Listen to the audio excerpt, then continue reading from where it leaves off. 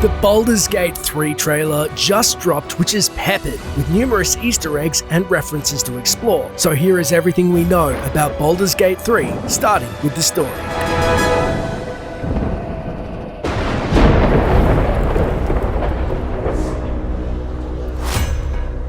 As explained by Sven Vinker, founder of Larian Studios, which many of you will recognize through the acclaimed Divinity series, taking over for BioWare and the now defunct Black Isle Studios.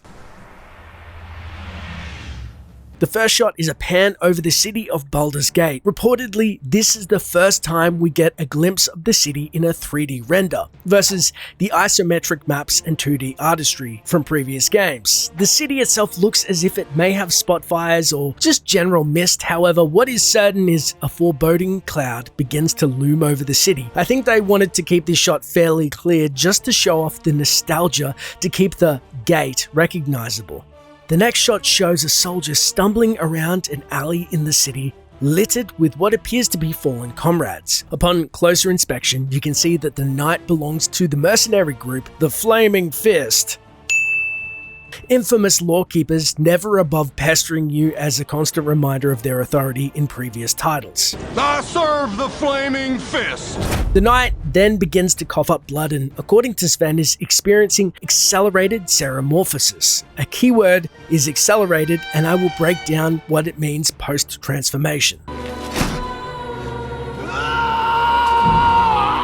We then see the knight gruesomely transform into an illithid or mind flayer, which is a foul D&D creature referenced briefly in Stranger Things. The mind flayer.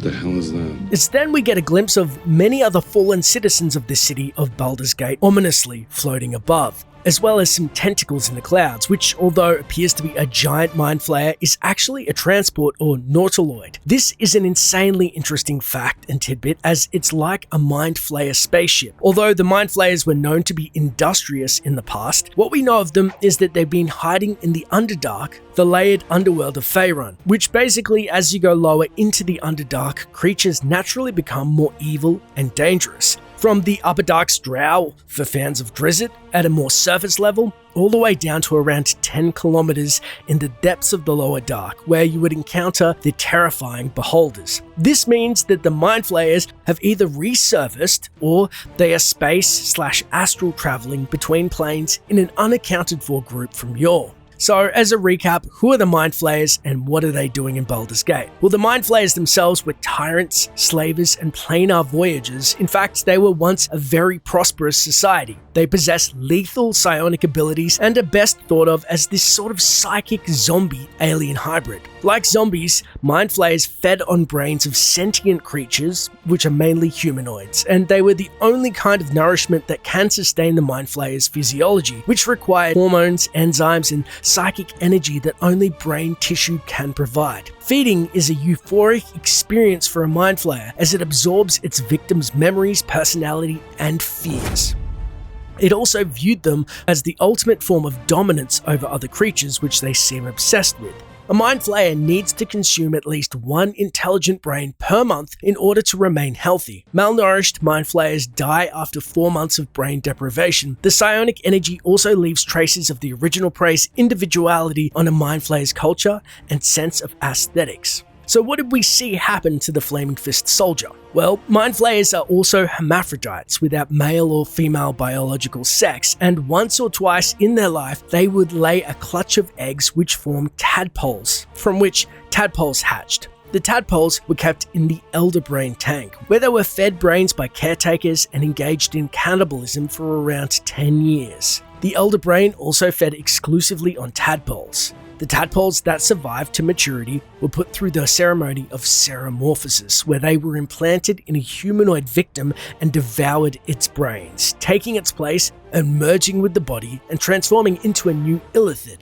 Only some humanoid species were suitable hosts for illithid tadpoles. Unfortunately, as we see in the clip, humans are a ripe species for the taking. Now, if this sounds familiar, it's because it's a lot like facehuggers taking hosts in the Alien series, with Elder Brains acting as the queens in charge of reproduction. It's truly terrifying.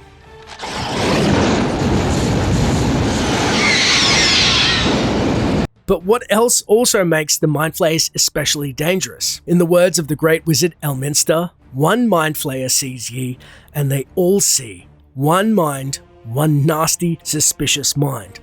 Unfortunately, as well as possessing formidable psionic abilities, Mind Flayer colonies operated in a single hive mind with control centralized by the Elder Brain, a singular entity that exerts its telepathic control simultaneously over any Mind Flayer within a 5-mile or 8-kilometer radius, which on the flip side is somewhat fortunate that you know the source of the hive mind is somewhat close by.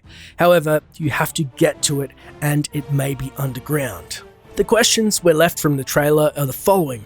What we don't know is how or why the Mind Flayers have resurfaced in Baldur's Gate. What is their motives, and are there any benevolent Illithid counterparts still existing? Who is the true enemy of Baldur's Gate 3? As we've seen in previous titles, Baal, the Lord of Murder, and his progeny was central to the theme and stories of Baldur's Gate 1, with Saravok being the antagonist, and also John Irenicus in Baldur's Gate 2. Which begs the question, if Baal is out and the game art shows the head of a Mind Flayer, surely there is a more powerful enemy hiding in the wings that has aided the Mind Flayer's return. As Baldur's Gate main storylines are always shrouded in mystery, I look forward to exploring it with you, so please make sure to like and subscribe if you want to stay up to date. I will be doing a lore series on this. As someone who, as a kid, I loved the game so much, I had the original 5 discs but broke disc 2, so I ended up leveling to level 7 by killing Candlekeep residents over and over, then importing/exporting characters, which is sickening to think about now, but I think I'm the perfect candidate to give this game's story and lore the love and attention it deserves. Anyway, as always, I shall see you next time, Traveler.